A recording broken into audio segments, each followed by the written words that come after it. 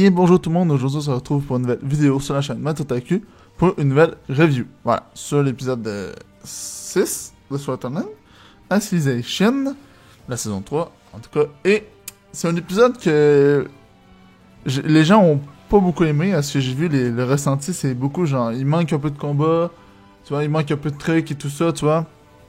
Mais en fait, moi je vous le dis franchement, pour l'instant dans la saison 3, c'est mon épisode préféré. Voilà. Sur les 6 épisodes, pour l'instant, c'est mon épisode préféré. Et c'est pour des trucs tout cons. Mais je vous donne un exemple. Il y a énormément de révélations dans cet épisode-là.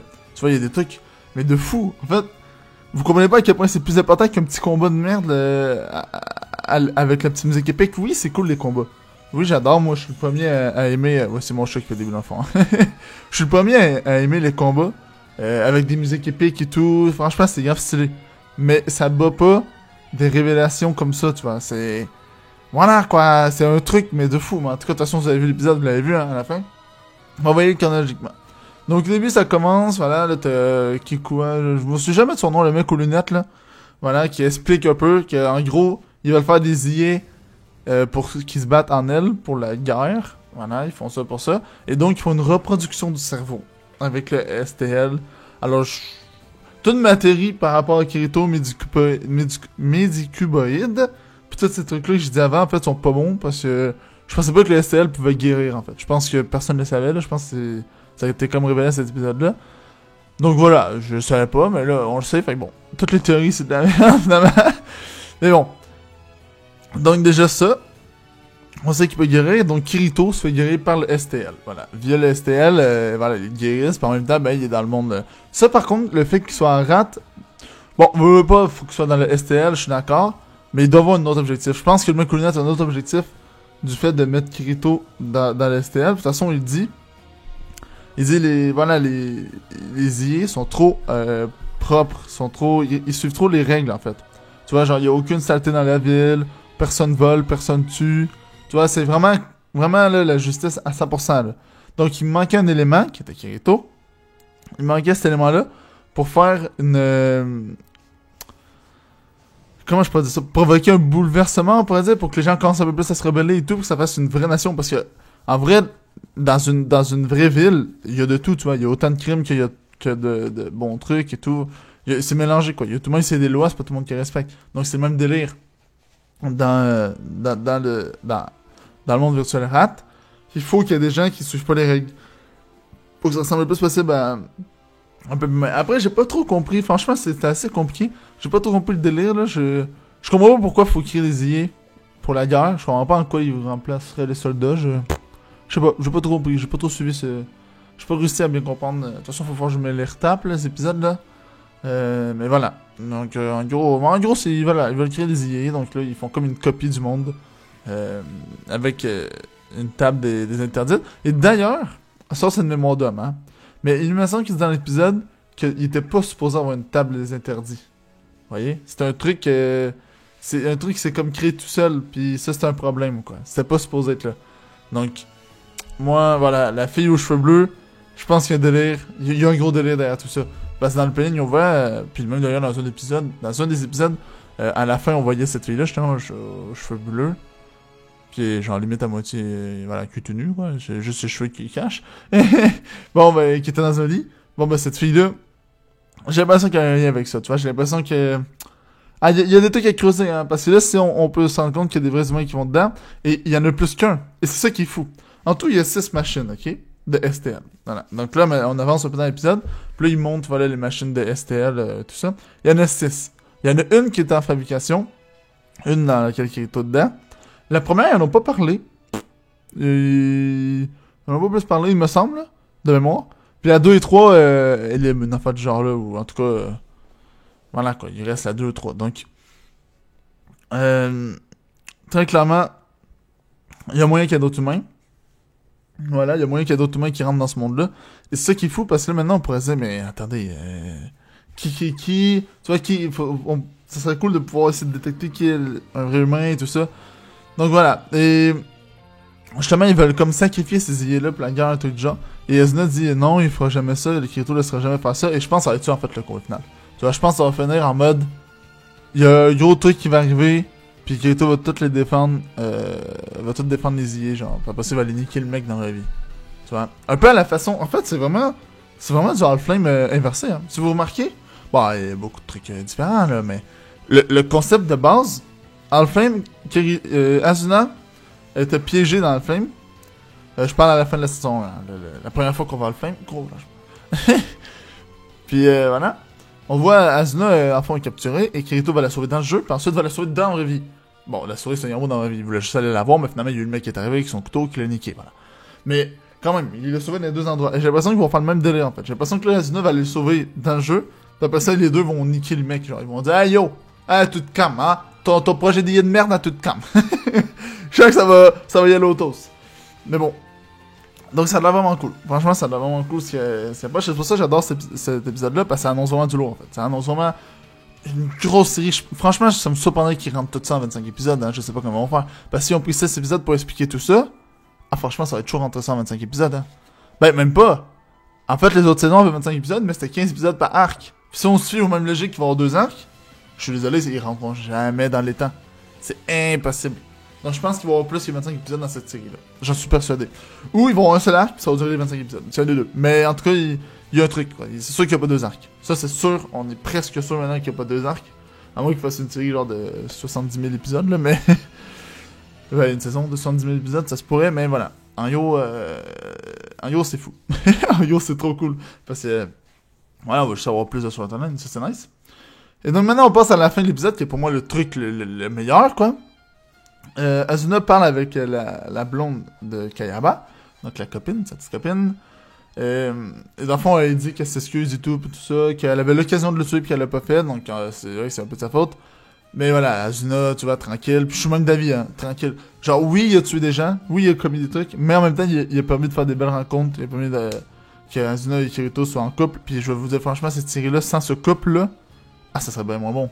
Ça serait bien moins intéressant. C'est le couple qui est surtout intéressant dans cet anime-là. C'est comme la clé. C'est comme pas la clé, mais comment on dit ça? Le truc de base, quoi. Voilà, c'est le fondement de Sword Art Online. Le couple, il s'est créé dans Sword Art Online, puis on voyait pratiquement juste ça dans Sword Art Online. Oui, il y avait d'autres sujets et tout, il y avait d'autres persos, mais le principal, c'est leur couple. C'était comment Kirito se ressentait ça, ce couple-là, puis comment ça le faisait évoluer. Donc, franchement, c'est la base. Donc, on peut quand même remercier Kayaba d'avoir créé Sword Art Online, en vrai. Pour ce côté-là. Mais oui, effectivement, il y a tué déjà. Donc, tu vois, c'est so-so, tu vois. C'est moyen. Donc, il y a tout ça et tout en quête. Puis là, la copine d'Asuna... la copine d'Asuna, what the fuck? La copine de Kayaba va se coucher, tu vois. Elle va dormir tranquille la nuit. Et là, elle a une genre de petite vision, comme si le fantôme de Kayaba était revenu. Puis là, genre, what the fuck, c'est... Parce que Kayaba, il dit sa fameuse phrase cliché qu'il disait tout le temps à elle. Puis là, elle dit, Kayaba, c'est toi. Puis là, elle se rend compte qu'elle a un peu halluciné et tout, tu vois. Donc, bon, elle décide de sortir pour voir dans sa chambre, elle voit rien, puis elle va se recoucher.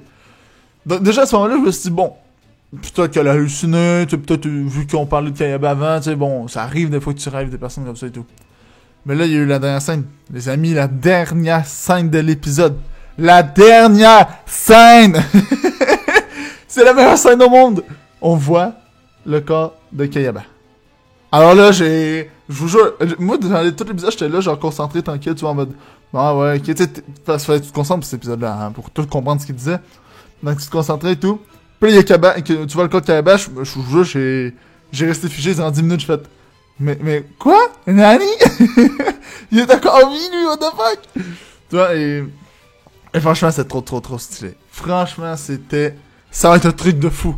Kayaba est encore en vie et j'ai trop hâte de voir quand Kayaba va rencontrer Kirito. J'ai hâte de voir en fait s'ils vont être amis ou s'ils vont être ennemis tout de même. Tu vois, même après toutes ces années, tout ce temps-là, je me demande s'ils vont être amis ou ennemis. J'ai hâte de voir, franchement, il y a plein de trucs à voir, ça va être un truc de fou. Ça va être complètement un truc de fou et c'est pour ça que j'adore cet épisode-là. C'est pas le meilleur de tous, hein, mais le meilleur de la saison 3 parce qu'il révèle un gros truc, vraiment un truc massif. Hein. Kayaba qui est encore en vie, je suis désolé, mais ça va être fou. Et on voit Kayaba dans une machine STL. Alors c'est encore plus fou! Parce que ça veut dire qu'il est dans le STL, il est avec Kirito. Et je me suis même pensé qui pourrait être Kayaba. Il faudrait quelqu'un qui puisse observer Kirito tout le temps. Tu vois? Parce que je me fie que Kayaba va vouloir suivre les aventures de Kirito. Hein.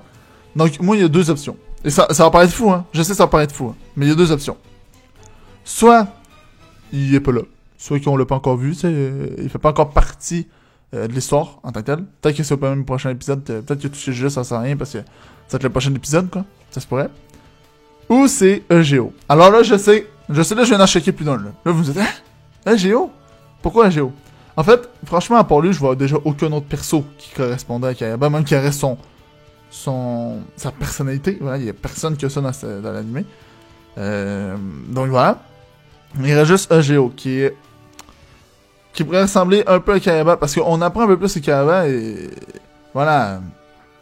La copine, Kayaba, elle explique qu'il était souvent dans son coin et tout. Tu vois, donc le mec est un peu gêné vite fait. EGO, c'est un peu ça, tu vois, c'est un peu le mec. Voilà, il est dans son coin, il coupe son arme, puis tu sais, bon, il fait pas mal de personne. Donc, ce serait son style de personnalité.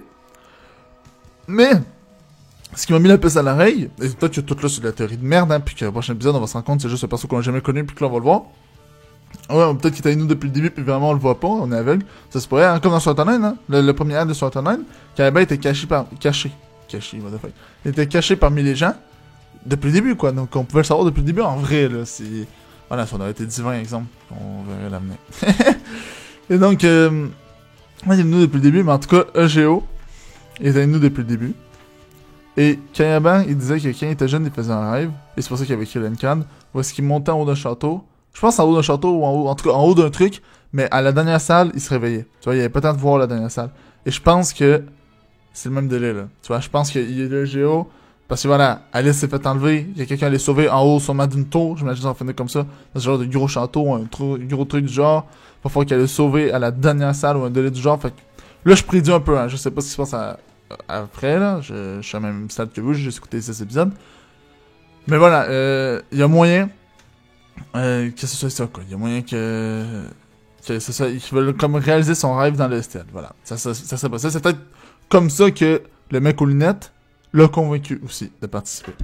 Ah, et là, je vais revenir sur le dernier truc en termes d'épisode. J'avais dit à mon autre épisode que le mec avec... dans le film Ordinal Scale, le mec, il voulait recréer sa fille et tout ça. Bon, ce mec-là, là, le méchant, il avait été emmené pour participer au projet Rat. Mais là, je suis en train de me dire... Tu sais, le mec aux lunettes, il a dit... on est trop sur le projet, je te présente lui, il y a moi... Puis là, je peux pas vous présenter tout de suite. Là, moi, je pensais que c'était le mec, le père, tu vois. Moi, je pensais que c'était le père à la fille. Le père qui a perdu sa fille dans son autonomie. Mais en fait, peut-être pas. Peut-être que la troisième personne, c'est Kayaba. Peut-être que Kayaba participe volontairement à ça. Vous voyez pourquoi je dis que je veux que ce soit Géo? Parce que pour lui, c'est le truc le plus simple pour se rapprocher de Kirito. Donc voilà. Après, c'est des théories. Donc c'est soit le père de la fille, soit Kayaba. Mais ce qui me fuck un peu, c'est qu'à la fin du film, on voit bien qu'il va participer, le père de la fille, tu vois. On voit bien qu'il accepte et tout, tu vois, qu'il arrive en mode, ok, ouais. Tu vois, c'est ça. C'est comme s'il serait 4 sur le projet. Donc je sais pas, peut-être qu'après, ils ont récupéré le corps de Kayaba, puis qu'ils ont réussi à le guérir comme avec Kirito, ils sont en train de le guérir. Je sais pas. Mais bon, en gros, cet épisode-là, ben, il était fou. Franchement, moi, j'ai trouvé malade. Ça annonce plein de trucs. Ça annonce vraiment du lourd. Et j'ai hâte de voir la suite, tout simplement. Mais écoutez, je fais plaisir d'avoir fait cette vidéo. Ça fait plaisir de vous avoir parlé et d'avoir exprimé toutes ces belles petites théories. Mon avis. Et moi, en tout cas, j'ai bien aimé l'épisode. Voilà. Pour finir, j'ai bien aimé. Moi, je vous dis à la prochaine vidéo. Allez, peace.